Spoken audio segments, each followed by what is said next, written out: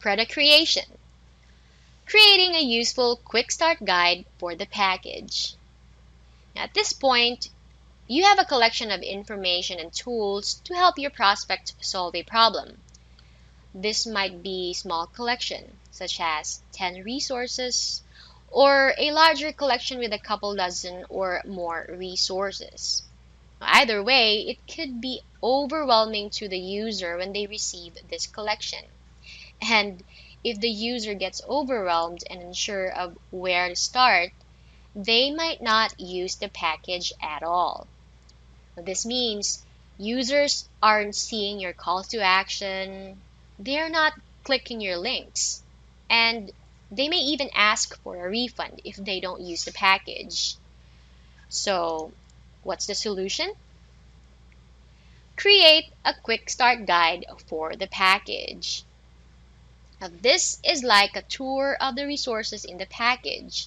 It tells people how to use them, and it encourages customers to start reading and using the resources immediately. So, end result? Happier customers, reduced refunds, and increased back-end sales. So with that in mind, here's how to create it. Step 1. Determine the best way to navigate the package. Now take a look at all the pieces in your package and ask yourself, what is the best order to read and use these materials? In some cases, it may be pretty obvious. For example, if you have a multi-module course and a bunch of tools, then it makes sense for users to review the course first and then use the tools to take action on what they learned. Now, in other cases, the path may not be so clear. For example, if you are sharing a series of related reports and tools, such as traffic generation methods, then users start with any method they choose. They don't need to go in any particular order necessarily. However, because people like to go through materials in an orderly way, you'll want your quick start guide to outline a suggested method. For example, you might suggest that readers review the materials from quickest or easiest to implement to longer or more difficult to implement. Now, in the traffic methods example, you might suggest readers review the materials on guest blogging first because it's relatively quick and easy. And later on, they can review SEO materials, which takes more knowledge and time to get results. Now, whenever possible, tell people to review materials that provide a quick win first. This will excite and motivate them to continue reviewing and acting on the materials.